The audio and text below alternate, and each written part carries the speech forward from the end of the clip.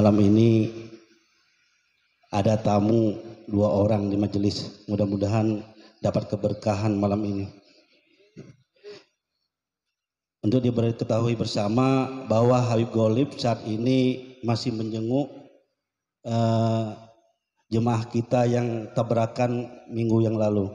Beliau masih di tempat di rumah yang kecelakaan waktu malam minggu kemarin, ya. Kita doakan mudahan yang dapat musibah Allah sehatkan, mudah-mudahan juga Allah secepatnya menyembuhkan, beliau bisa datang lagi ke majelis taklim Nurul Yakin, yang mana majelis ini majelisnya para habaib. Mudah-mudahan Allah tambah berkahan, mudah-mudahan Nabi Muhammad SAW memberi syafaat kepada kita semua. Amin amin ya rabbal alamin. Ya, kita lebih dipercepat lagi supaya tidak larut malam. Kita mintakan kepada Habibuna Al Habib Hasan untuk memberikan nasihat kepada kita sambil menunggu Habib Golib. Kepada beliau, duduk aja Habib, bisa berdiri. Kepada beliau kami persilakan. Allahumma sholli ala sayyidina Muhammad. Assalamualaikum warahmatullahi ta'ala wabarakatuh. Alhamdulillah, alhamdulillahilladzi rafa'a qadrana bi sayyidina wa maulana Muhammad. Alhamdulillah, alhamdulillahilladzi akramana bi sayyidina wa maulana Muhammad. Alhamdulillah, alhamdulillahilladzi ja'alana min khairin ummatin ukhrijat linnas bi sayyidina wa maulana Muhammad. Allahumma salli wa sallim ala sayyidina Muhammadin al-fatih lima ughliq wal khatimih lima sabaq an-nasir al-haqq bil haqq wal hadi ila siratikal mustaqim wa ala alihi wa sahbihi haqqa qadrihi wa miqdarihi al-azim. Subhanaka la ilma lana illa ma 'allamtana innaka antal alimul hakim. Rabbi shrah li sadri wa yassir li amri wahlul 'uqdatam min lisani yafqahu qawli wa la hawla wa la quwwata illa billahil aliyyil azim. Alhamdulillah, kita sama-sama bersyukur sama Allah Subhanahu wa taala. Pada malam ini kita masih dikasih kesempatan oleh Allah Subhanahu wa taala untuk duduk sama-sama menyebut nama Allah Subhanahu wa taala, untuk sama-sama berzikir kepada Allah Subhanahu wa taala, untuk sama-sama melantunkan salawat kepada baginda Nabi Muhammad sallallahu alaihi wa ala alihi wa sahbihi wasallam, yang mana ini malam kesempatan Allah Subhanahu wa taala kasih kesempatan mulia kepada kita. Kita dipilih oleh Allah Subhanahu wa taala, dipilih dari sekian banyaknya hamba-hamba Allah Subhanahu wa taala, hanya kita yang dipilih, yang dikepengenin kebaikan oleh Allah Subhanahu wa taala. Alhamdulillah. Faedahnya kita duduk di majlis ta'lim. Duduk di majlis ta'lim faedahnya sangat luar biasa. Bahkan faedah tersebut disaksikan oleh baginda Nabi Muhammad sallallahu alaihi wa ala alihi wa sahbihi wasallam, yang mana ketika baginda Nabi Muhammad Isra dan Mi'raj, Nabi Muhammad ketemu ada satu malaikat dijumpai oleh baginda Nabi Muhammad. Nabi Muhammad melihat ini malaikat punya banyak sekali sayapnya. Bahkan dikatakan ini sayap daripada sayap malaikat tersebut berjumlah 70.000 bulu, 70.000 sayap.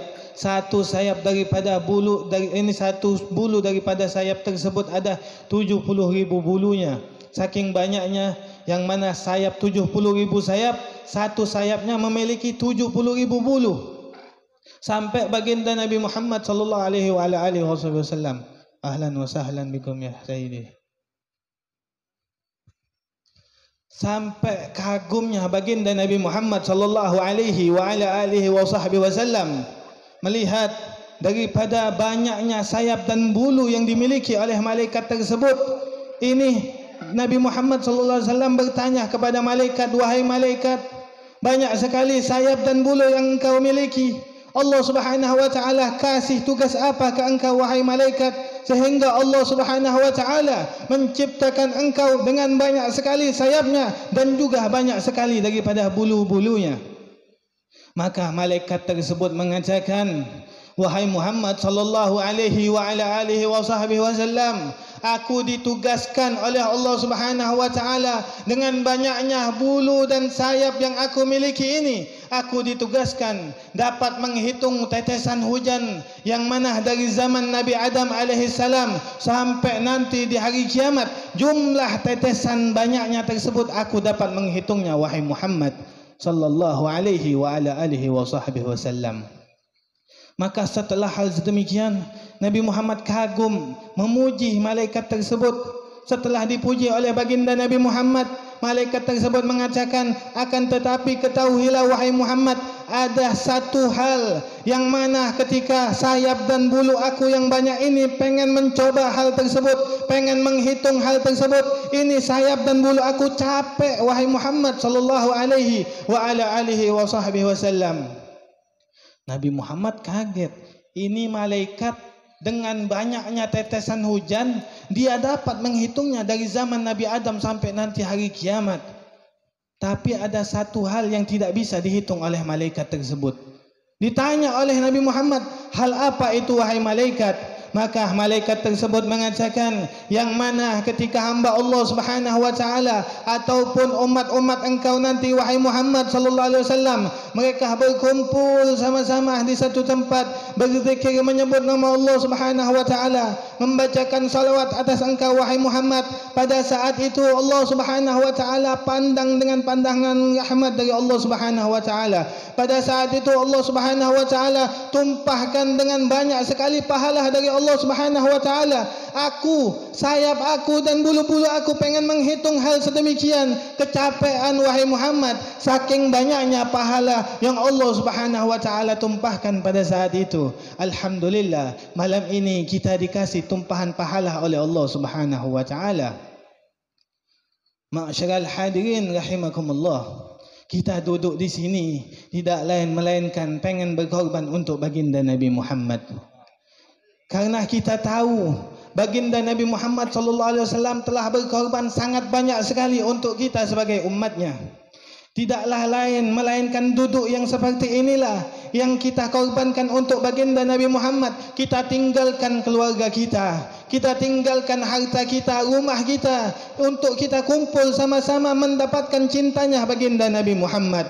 Kalau kita lihat zaman dahulu, zaman-zamannya sahabat baginda Nabi Muhammad sallallahu alaihi wasallam, mereka semua berkorban untuk baginda Nabi Muhammad.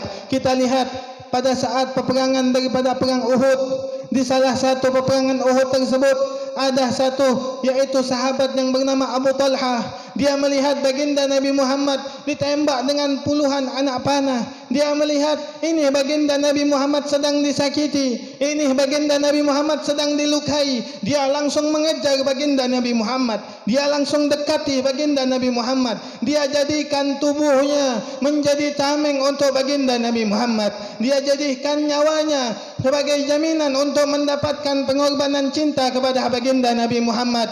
Dia tahan daripada anak panah dengan tubuhnya. Begitu juga ada salah satu sahabat Abu Dujana. Dia melihat ini Nabi Muhammad dari depan dan belakang ditembakin dengan anak panah. Di depan sudah ada sahabat yang namanya Abu Talha. Dia lari mengejar baginda Nabi Muhammad. Dia berdiri di belakangnya baginda Nabi Muhammad. Dia jadikan tubuhnya sebagai tameng untuk ditembakkan anak panah. Yang penting baginda Nabi Muhammad tidak ditembak dengan anak panah. Nahriduka nahriduna ya Rasulullah. Kamu selamat tidak apa-apa, kami ini celaka tidak apa-apa wahai baginda Nabi Muhammad. Yang penting keselamatan engkau, ini yang lebih utama buat kami wahai baginda Nabi Muhammad. Setelah baginda Nabi Muhammad kecapean, banyak sekali luka, banyak sekali daripada luka-luka di tubuhnya baginda Nabi Muhammad. Ketika pengen diangkat baginda Nabi Muhammad, ini Abu Talha yang badannya penuh dengan anak panah, badannya penuh dengan luka. Dia jadikan badannya sebagai tunggangan untuk mengangkat baginda Nabi Muhammad. Setelah baginda Nabi Muhammad ada di atas daripada sahabat Abu Talha, Ini baginda Nabi Muhammad mengatakan, aujabat ya Abu Talha, engkau pasti bakalan masuk ke dalam surganya Allah Subhanahu wa taala. Engkau pasti diterima oleh Allah Subhanahu wa taala ya Abu Talha. Kenapa bisa dapat hal sedemikian? Tidak lain melainkan berkorban untuk cintanya kepada baginda Nabi Muhammad sallallahu alaihi wa ala alihi wa sahbihi wasallam, turun menurun kepada aslafun salih, kepada habaibnya kita. Mereka semua berkorban untuk cinta kepada baginda Nabi Muhammad. Kita lihat, tidak usah jauh-jauh, yang mengarang daripada sahibul maulid Al-Habib Ali bin Muhammad Al-Habsyi.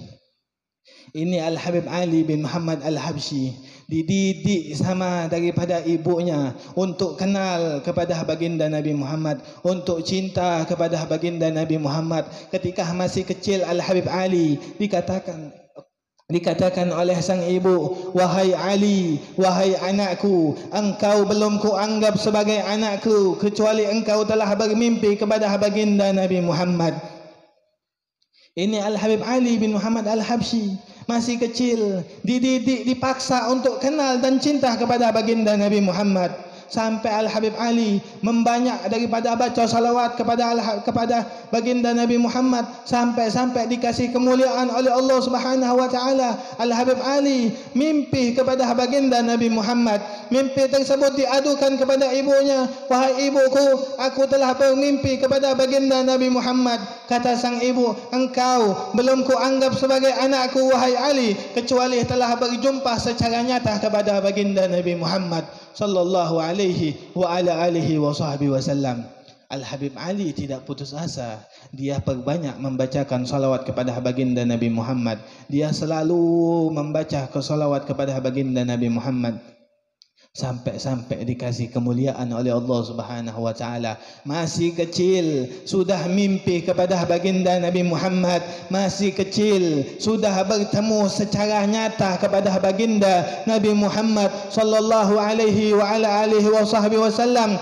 Tumbuh Al-Habib Ali bin Muhammad Al-Habsyi, bukan cuma jiwa dan raganya beliau tumbuh, melainkan cintanya juga tumbuh kepada baginda Nabi Muhammad. Sampai beliau pun mengatakan di dalam salah satu syairnya beliau, fi jannatin ma syaqani min wasfiha illa li kaunil hibbi fiha khayyama. Ini Al-Habib Ali bin Muhammad Al-Habsyi mengatakan, di dalam surga banyak orang menceritakan keindahan, kehebatan, keistimewaan surga tersebut. Diceritakan, ini tidak membuat aku rindu kepada surga tersebut. Yang aku rindukan kepada surga tersebut adalah siapa yang ada di dalam surga tersebut. Tidak lain melainkan baginda Nabi Muhammad sallallahu alaihi wa ala alihi wa sahbihi wasallam. Begitulah aslafun salih kita, habaib kita, orang tua kita. Mereka kalau sudah kenal cinta kepada baginda Nabi Muhammad, enggak pengen cuman mereka yang kenal dan cinta kepada baginda Nabi Muhammad. Mereka ajak anak-anaknya juga untuk kenal dan cinta kepada baginda Nabi Muhammad. Mereka didik, mereka ajarkan bagaimana mereka bisa kenal dan cinta kepada baginda Nabi Muhammad. Zaman dahulu ada satu kisah sang ayah dan sang anak, yang mana sebelum anak ini tidur pasti dikisahkan tentang nabi-nabi sebelum Nabi Muhammad oleh ayahnya tersebut. Dikisahkan tentang Nabi Adam alaihissalam, diceritakan tentang Nabi Adam alaihissalam bahwasanya begini dan begini Nabi Adam alaihissalam. Dilanjut kepada Nabi Nuh, Nabi Ibrahim, Nabi Musa, semua nabi-nabi sampai Nabi Isa, sampailah kepada baginda Nabi Muhammad sallallahu alaihi wa ala alihi wa sahbihi wasallam. Diceritakan panjang sekali tentang baginda Nabi Muhammad. Ini anak kecil, ini sang anak menanyakan kepada abahnya, wahai abah, kenapa engkau menceritakan tentang Nabi Adam alaihissalam? Cuman sebentar saja kisahnya wahai abah. Engkau menceritakan tentang semua nabi-nabi, Nabi Nuh, Nabi Ibrahim, Nabi Musa alaihissalam, sampai Nabi Isa. Engkau kisahkan semua kisahnya, cuman sebentar saja wahai ayahku. Kenapa engkau menceritakan tentang baginda Nabi Muhammad sampai saat ini tidak selesai-selesai wahai abahku? Kenapa engkau kisahkan tentang Nabi Muhammad panjang sekali wahai abahku? Yafnaz zamanu wa fihi ma lam yusafi. Zamannya telah lalu tapi sifat keindahan baginda Nabi Muhammad akan terus ada sampai nanti hari kiamat. Ini abahnya mengatakan kepada anaknya, wahai anakku, ketahuilah bahwasannya Nabi Muhammad sallallahu alaihi wasallam adalah kakeknya kita. Kakeknya kita tinggalnya sekarang ini ada di Madinah. Wahai anakku, jikalau engkau pengen menemui Nabi Muhammad, jikalau engkau pengen ketemu sama kakeknya kita, insya-Allah kita nanti tidak lama akan berjumpa dengan kakeknya kita. Tidak lama, jalanlah beberapa saat, beberapa minggu, beberapa bulan. Jalan yang mana jalannya waktu di hati anaknya tersebut rindu, pengen kenal, pengen cinta kepada baginda Nabi Muhammad. Pengen ketemu, sudah rindu, sudah ngebet banget pengen ketemu kepada baginda Nabi Muhammad. Sampai dikasih kemuliaan oleh Allah Subhanahu wa taala berjumpa kepada baginda Nabi Muhammad. Datanglah sang ayah dan anaknya tersebut kepada makamnya daripada makam Nabi Muhammad sallallahu alaihi wa ala alihi wasallam. Pada saat itu ramai penuh daripada jamaah-jamaah yang hadir pada saat itu. Ada salah satu wali yang mendekatkan telinganya ke makam baginda Nabi Muhammad. Ini wali mendengar bahwasannya baginda Nabi Muhammad menanyakan, aina ismuhu Ahmad bin Muhammad, yang mana ini sang anak dalam kerinduan pengen ketemu kepada baginda Nabi Muhammad. Baginda Nabi Muhammad menanyakan, mana sang anak yang namanya Ahmad bin Muhammad Al-Muhdar.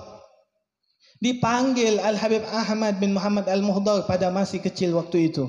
Dibukakan jalan. Ini wali teriak, aina ismuhu Ahmad bin Muhammad. Mana orang yang namanya Ahmad bin Muhammad? Mana dia telah dipanggil oleh baginda Nabi Muhammad. Dibukakan jalan. Sampailah teriakan tersebut didengar oleh Ahmad bin Muhammad. Wahai abah, dia ini memanggil namaku. Namaku adalah Ahmad dan kamu adalah bapakku yang namanya Muhammad. Akulah wahai fulan, hei fulan. Akulah yang namanya Ahmad bin Muhammad Al-Muhdar. Ada apa? Kamu telah dipanggil oleh baginda Nabi Muhammad sallallahu alaihi wa ala alihi wasallam. Karena setiap jalannya waktu, hati anak kecil tersebut rindu pengen ketemu kepada baginda Nabi Muhammad sallallahu alaihi wa ala alihi wasallam.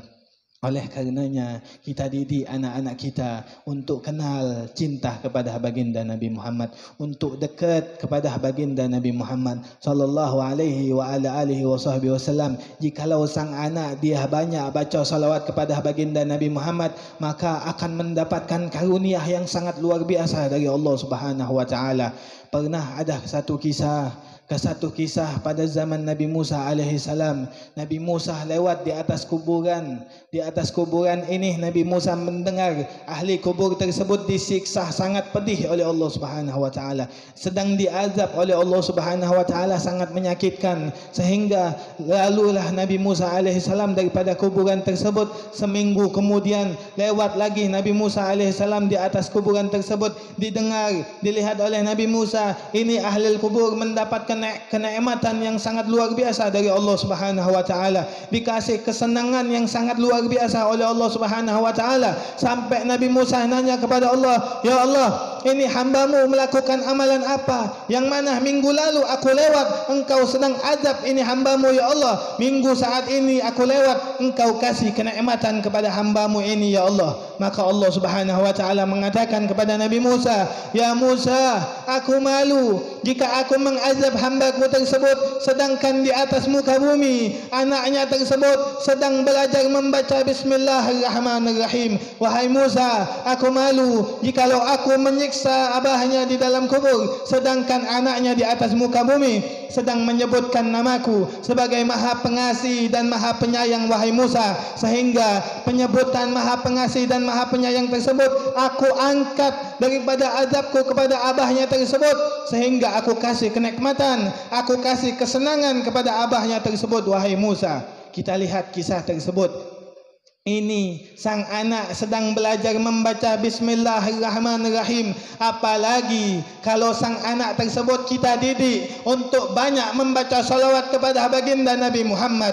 Apalagi sang anak tersebut kita didik untuk kenal cinta kepada baginda Nabi Muhammad. maka bukan sang anak saja yang mendapatkan keistimewaan dari Allah Subhanahu wa taala, kita pun sebagai bapaknya akan mendapatkan keistimewaan di sisinya baginda Nabi Muhammad sallallahu alaihi wa ala alihi wasallam. Pernah diriwayatkan rawahul Baihaqi qala Rasul sallallahu alaihi wasallam, inna lillahi malaikata sayahina fil ardi yuballighuni min ummati assalam. Diriwayatkan dari Imam Baihaqi bahwasanya Rasul sallallahu alaihi wasallam bersabda, inna lillahi malaikata, sesungguhnya Allah Subhanahu wa taala memiliki malaikat-malaikat sayahina fil ardi. Ini malaikat keliling terbang di atas muka bumi ini.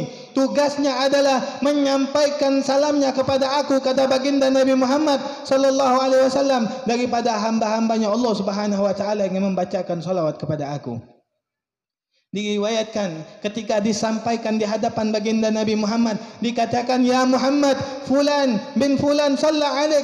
Wahai Nabi Muhammad, ini fulan anaknya fulan membacakan salawat kepada engkau wahai Muhammad. Kita tahu bahwasanya abahnya tidak baca salawat kepada baginda Nabi Muhammad, hanya saja anaknya yang membacakan salawat kepada baginda Nabi Muhammad. Tapi sang abah mendapatkan keistimewaan karena sang anak tersebut baca salawat kepada baginda Nabi Muhammad. Ini nama bapaknya pun disebutkan di sisinya baginda Nabi Muhammad sallallahu alaihi wa ala alihi wasallam.